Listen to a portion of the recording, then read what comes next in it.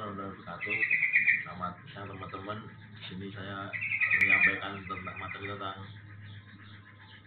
topik akuntansi keuangan dividend smoothing. Di sini ada kelompok saya ini, ada saya sendiri Edi Mariono, dan ada selanjutnya itu ada Rizkyani Samajid, Olga Willy Karisma, dan Alsabila Firdausyah Aninda.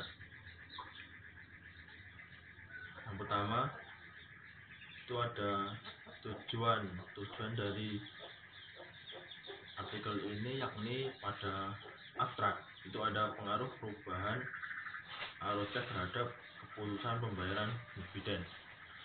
Dan metodologi artikel ini yang digunakan adalah populasi, yakni populasi yang digunakan adalah Malaysia, non finansial, dan juga regresi data panel. Selanjutnya adalah temuan dari artikel ini adalah penelitian ini menemukan bahwa perusahaan non keuangan Malaysia lebih mempertimbangkan current earning daripada current cash flow dalam rangka pembuatan keputusan terhadap pembayaran dividen. Selanjutnya yakni pada slide 3, introduction, ada keputusan manajerial, pembayaran dividen, arus kas, dan pendapatan. Selanjutnya literatur review pada artikel ini adalah yang pertama itu ada penghasilan. Penghasilan di sini adalah penentu utama dalam menjelaskan perataan dividen perusahaan Malaysia. Yang kemudian selanjutnya itu ada CFO. CFO adalah penentu utama dalam menjelaskan perataan dividen perusahaan Malaysia. Selanjutnya FCF adalah faktor penentu utama dalam menjelaskan perataan dividen perusahaan Malaysia. Yang keempat ada penghasilan adalah penentu yang lebih baik daripada CFO dalam menjelaskan perataan dividen antara perusahaan Malaysia. Jadi di sini diperbandingkan antara penghasilan dan CFO. Selanjutnya penghasilan adalah penentu yang lebih baik daripada FCF dalam menjelaskan perataan dividen antara perusahaan Malaysia. Di sini juga dijelaskan bagi ada perbandingan antara penghasilan dan FCF. Selanjutnya kerangka berpikir dari artikel ini adalah variabel Y-nya itu perataan dividen, dan variabel X-nya itu ada CFO, FCF, dan pendapatan atau penghasilan. Selanjutnya ukuran sampel. Ukuran sampel dari artikel ini yang pertama itu ada perusahaan keuangan yang listing di Bursa Efek Malaysia yang sudah go public di negara Malaysia. Yang kemudian perusahaan yang masuk ke dalam 11 sektor. Dan selanjutnya perusahaan yang memberikan dividen selama tahun perhitungan. Oke, yang selanjutnya adalah terakhir operasionalisasi variabel penelitian. Di sini ada beberapa perhitungan, ya nanti ada dividen smoothing, earning, CFO, dan FCF.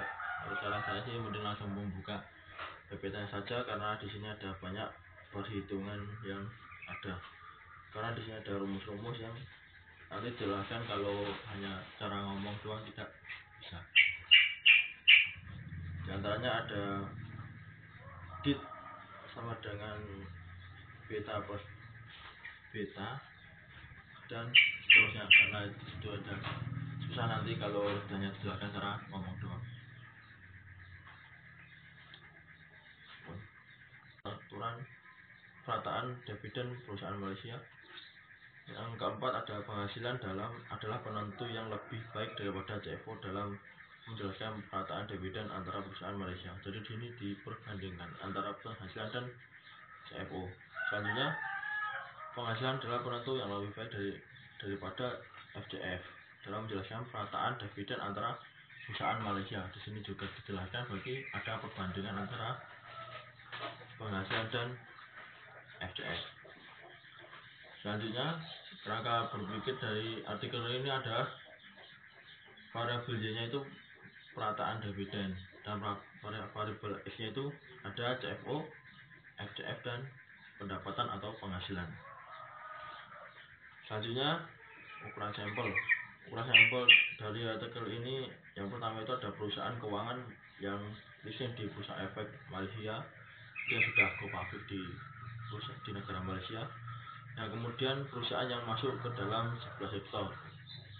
Dan selanjutnya perusahaan yang memberikan dividen selama tahun perhitungan.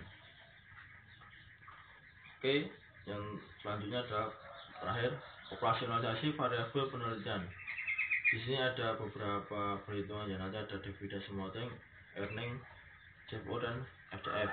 Saran saya sih mending langsung membuka PPT saja karena di sini ada banyak perhitungan yang ada. Karena di sini ada rumus-rumus yang nanti jelaskan kalau hanya cara ngomong doang tidak bisa. Di antaranya ada dit sama dengan beta plus beta dan seterusnya, karena itu ada susah nanti kalau hanya jelaskan cara ngomong doang.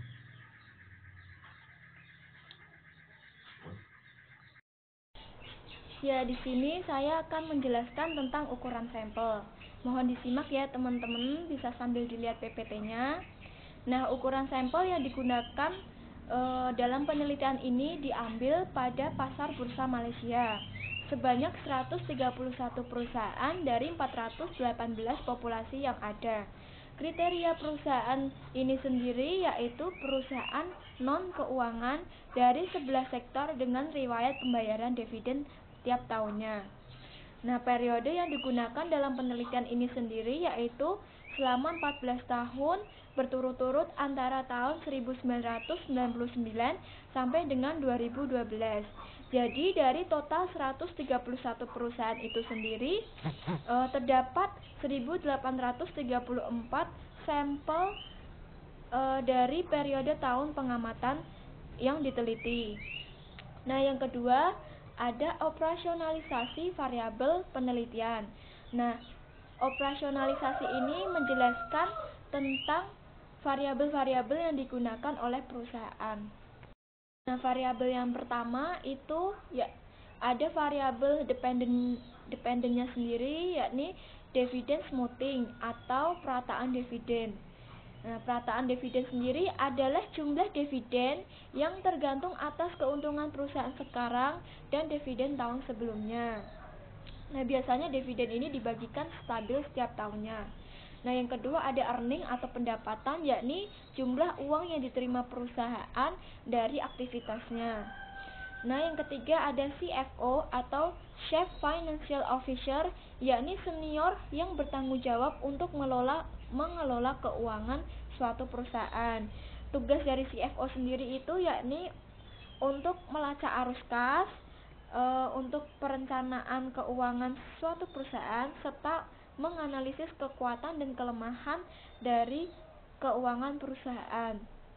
Nah, yang variabel independen terakhir yakni FCF atau Free Cash Flow adalah salah satu alat pengukur pertumbuhan, kinerja keuangan, dan kesehatan perusahaan. FCF sendiri itu mewakili kas yang tersisa dari aktivitas operasional bisnis yang dapat digunakan untuk membayar dividen, ekspansi, dan perluasan utang. Nah, dari pengukurannya sendiri itu ini menggunakan metode penyesuaian parsial atau model log terdistribusi. Jadi rumusnya sendiri itu menggunakan beta dan nilai log dari nilai saham dividen sendiri, earning, CFO maupun FCF tersebut. Nah, rumusnya bisa dilihat sendiri-sendiri ya teman-teman. Ini pengukurannya itu menghitungnya bisa menggunakan software Fuse. Nah, yang selanjutnya ada teknik pengambilan data. Jenis data sendiri dari penelitian ini yaitu data sekunder berupa data kuantitatif. Ini skalanya sendiri yaitu data nominal dan data rasio. Nah, sumber datanya sendiri itu dari data panel dari tahun 1999 hingga tahun 2012 di Bursa Malaysia. Nah, Data panas sendiri ya ini dulu sudah pernah dipelajari ya teman-teman di Metopen, itu gabungan dari dua jenis data, yakni data time series dan data cross section. Data cross section sendiri itu data yang dikumpulkan dalam satu waktu dengan jumlah yang banyak, sedangkan data time series sendiri yaitu data runtut waktu dari tahun yang berbeda-beda. Nah, prosedur pengumpulan data sendiri yaitu ada dokumentasi dengan mencatat data yang tercantum dalam laporan keuangan. Nah, selanjutnya itu ada teknik analisis data. Nah, penelitian ini itu menggunakan model penyesuaian parsial atau yang biasa disebut dengan model log terdistribusi yang sudah dimodifikasi. Nah, terdapat juga penelitian sebelumnya dari Fama dan Babiak tahun 1968 itu menguji dampak arus kas terhadap perataan dividen juga. Nah, dari penelitian ini itu sudah dimodifikasi menggunakan CFO dan FCF untuk mengamati perataan dividen ini sendiri. Nah, model penyesuaian parsial ini sendiri apa sih? Nah, model ini itu yakni regresi yang menunjukkan hubungan antara variabel terikat dan variabel bebas yang didistribusikan berdasarkan periode waktu tertentu. Nah, rumusnya sendiri menggunakan beta dan rumus log. Nah, yang terakhir ini ada analisis deskriptif. Analisis deskriptif itu biasanya menghitung nilai statistikanya, yakni ada minimum, maksimum, terus ada min, ada standar deviasi. Nah, ini nggak kelihatan ya teman-teman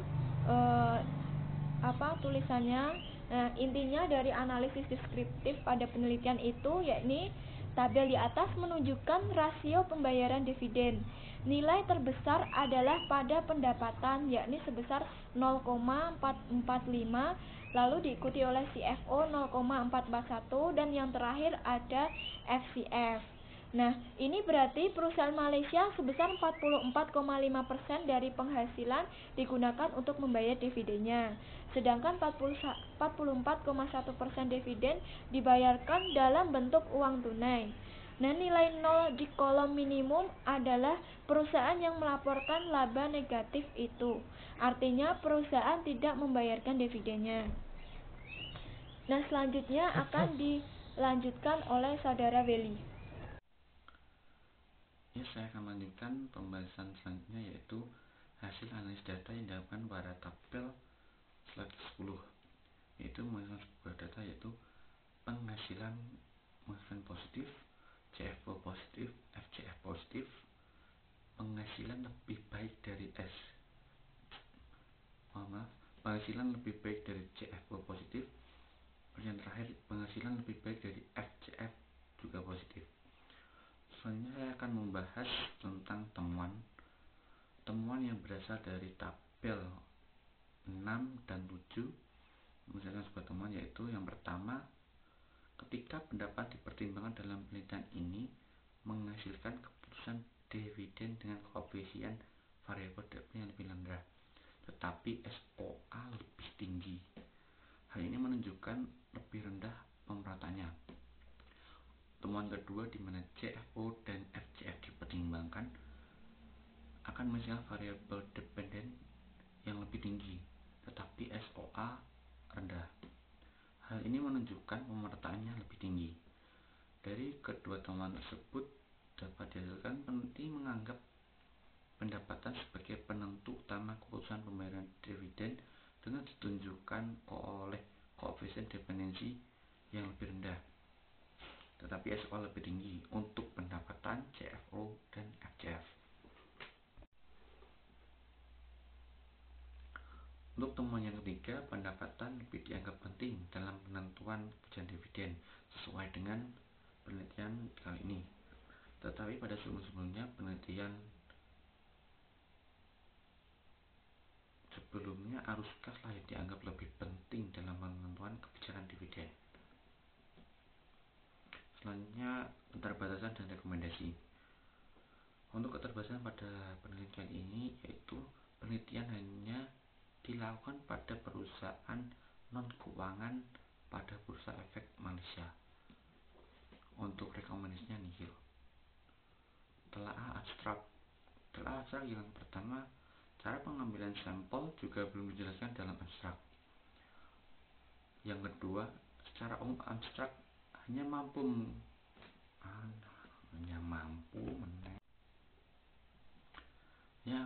untuk temuan yang ketiga, pendapatan lebih dianggap penting untuk penentuan kebijakan dividen sesuai dengan penelitian kali ini.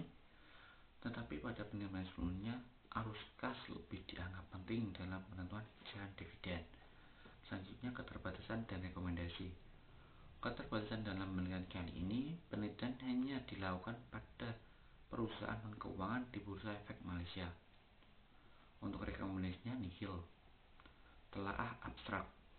Untuk telaah abstrak yang pertama, cara pengambilan sampel belum dijelaskan pada abstrak kali ini.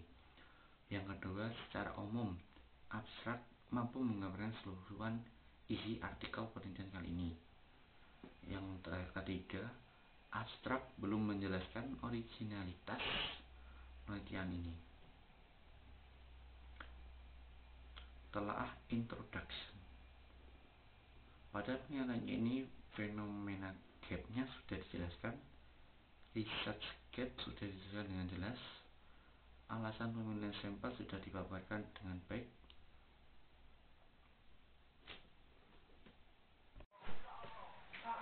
Saya akan menjelaskan tentang telaah literatur. Yang pertama, telaah literatur sendiri di artikel yang sudah kami review itu lebih banyak untuk menjelaskan ke hipotesisnya. Sedangkan untuk variabelnya itu sendiri memang sudah disebutkan, akan tetapi masih sangat terbatas. Terlebih lagi kepada pengukurannya. Pengukurannya lebih susah dipahami karena artikel yang kami ambil merupakan artikel yang berasal dari Malaysia. Untuk yang kedua itu telaah teori. Di artikel yang sudah kami review mengenai telaah teori itu sudah cukup jelas. Di situ sudah menyebutkan satu teori, yaitu teori agensi, dan sudah menjelaskan juga bagaimana hubungan dari teori agensi itu sendiri terhadap penelitian yang kami telaah. Lalu yang ketiga, telaah metodologi. Di telaah metodologi ini sudah cukup jelas dijelaskan bagaimana operasi dari masing-masing variabel, hubungannya bagaimana, lalu bagaimana sampel dan populasi itu diambil, bagaimana pengukurannya. Secara umum di telaah metodologi ini sudah cukup baik dijelaskan. Selamat pagi, selanjutnya saya akan menjelaskan tentang telaah result and discussion. Untuk telaah result and discussion itu sendiri sudah dijelaskan dengan cukup baik, walaupun masih terbatas. Hubungan antara variabel yang diteliti sudah dijelaskan di telaah result and discussion dengan baik. Untuk selanjutnya itu telaah conclusion. Di telaah conclusion sendiri, artikel ini sudah menjelaskan bagaimana kesimpulan dari keseluruhan penelitian yang sudah dilakukan. Akan tetapi ada kekurangannya, yaitu tidak menjelaskan bagaimana kekurangan dari penelitian ini dan apa rekomendasi untuk penelitian selanjutnya. Selanjutnya untuk telaah secara umum, artikel ini merupakan artikel yang cukup kompleks di mana terdapat 5 hipotesis penelitian. Keterbatasannya sendiri, artikel ini merupakan artikel yang berasal dari negara Malaysia, di mana struktur penulisannya berbeda dengan kaidah struktur penulisan di Indonesia, sehingga akan lebih susah untuk dipahami. Kurang lebihnya seperti itu dari kelompok kami. Atas kekurangannya mohon maaf. Wassalamualaikum warahmatullahi wabarakatuh.